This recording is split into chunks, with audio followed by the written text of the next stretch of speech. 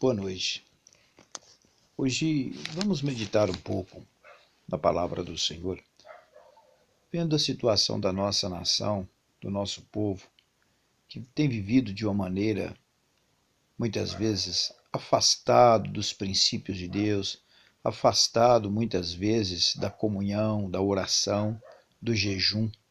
Esquecemos algumas vezes dos princípios que nos levam à edificação das nossas vidas em Cristo. Portanto, a palavra do Senhor Jesus nos diz, em Isaías 43, 18 e 19, não lembreis das coisas passadas, nem considerais as antigas, mas trazei à memória aquilo que lhe dá esperança. O que nos dá esperança é a palavra. O que nos dá esperança é saber que Cristo morreu por nós e ressuscitou ao terceiro dia, nos concedendo a graça, nos concedendo também o poder, nos concedendo também a oportunidade de alcançarmos a vida eterna através do seu sangue, através da nova aliança dele conosco em Deus. E muitas vezes nós podemos observar que passamos por grandes adversidades.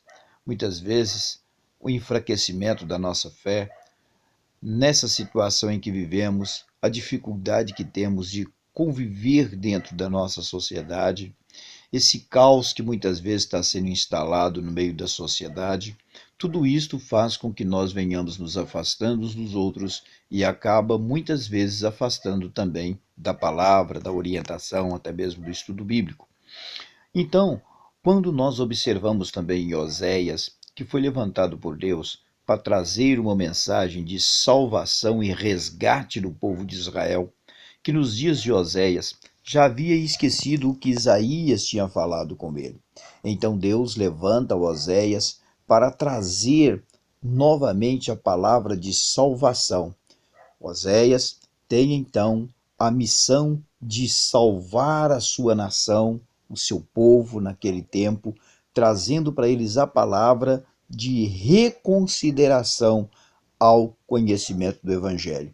Então nós vemos no capítulo 2 que fala sobre a infidelidade do povo e a fidelidade de Deus. Deus sempre é fiel, mesmo com a infidelidade nossa.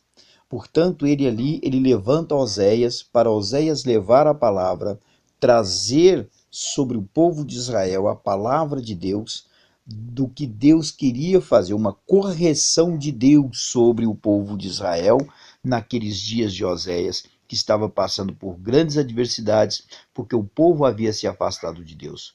O povo havia se esquecido da palavra, da promessa, do que deveriam fazer. A conversão daquele povo, na realidade, não foi totalmente verdadeira. Quando Deus fala sobre a infidelidade de Israel, é porque ele deixou Deus, ele deixou a palavra, ele voltou-se a prostituir diante dos seus deuses antigos, das imagens esculpidas naquela época. Cada um saiu para os seus afazeres e não mais voltaram para o Senhor. Mas nós vemos também no capítulo 3 que a longanimidade de Deus continua. Deus é longânimo, mesmo com o endurecimento do coração do povo de Israel.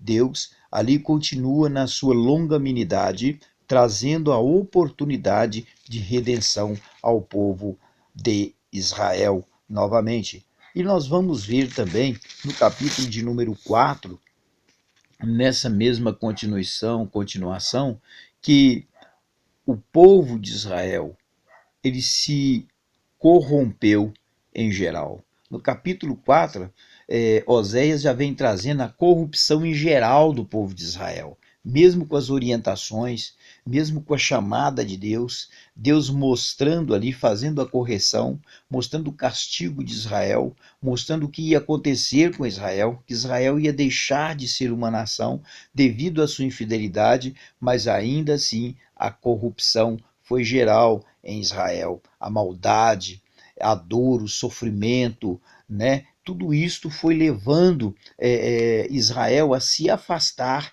e a se corromper.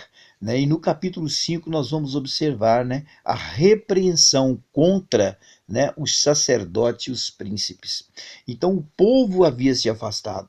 O povo havia se voltado para as suas para suas atividades antigas, para os seus conceitos, buscando conselhos daqueles que não eram Deus, né? Buscando conselho em coisas que não estavam de fato de acordo com a vontade de Deus. E nós vemos aqui que a repreensão contra os sacerdotes e príncipes, porque os sacerdotes também estavam andando contrário à palavra, estava deixando, abandonando o que deveria fazer, de orientar o povo, de levar a mensagem para o povo, de trazer o povo de uma certa maneira a compreender a vontade de Deus na sua vida.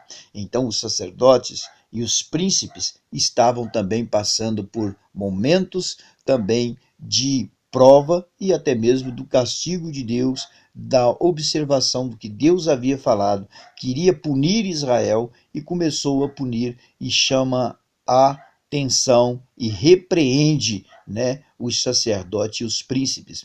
Os príncipes também precisavam ser uns observadores para caminharem, para se dedicarem a cada vez mais, e erraram, não orientando o povo da maneira que deveria se orientar.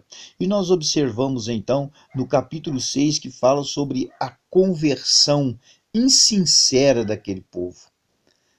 E nos dias de hoje, como é que nós estamos? Será que o povo, a população por completo, tem uma conversão sincera diante de Deus, no meio das adversidades, no meio dos problemas?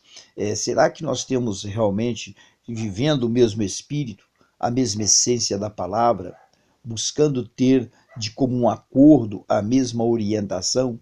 O Espírito de Deus, da forma que Ele orienta você, Ele orienta o outro. O que está faltando em nós? E de que maneira nós nos convertemos ao Senhor? Então, nessa noite, se tivéssemos que darmos um título nessa mensagem, daríamos o título de Como está a minha conversão perante Deus, conforme as Sagradas Escrituras? Vamos observar isso para que nós possamos termos uma vida mais transformada, uma vida fortalecida em Cristo Jesus. E Deus em Cristo possa nos abençoar e que verdadeiramente nós possamos buscar a conversão sincera do nosso coração para que sejamos edificados em Cristo Jesus. Eu deixo essa mensagem para os irmãos, para as irmãs, em nome do Senhor Jesus. Havendo a possibilidade de você assistir esse vídeo, assista, compartilhe com outro irmão que precisa de uma palavra de fortalecimento, de edificação. Lembrando, trazei à memória aquilo que nos dá esperança. O que nos dá esperança é a vida eterna. O que nos dá esperança é que Cristo Jesus morreu ao seu tempo para que nós fôssemos salvos, transformados, para que nós fôssemos também edificados através do derramado do seu sangue. Que Deus em Cristo nos abençoe, abençoe a mim, abençoe a você, e eu saúdo a igreja que se encontra na sua casa. Um forte abraço e até em breve, em nome de Jesus.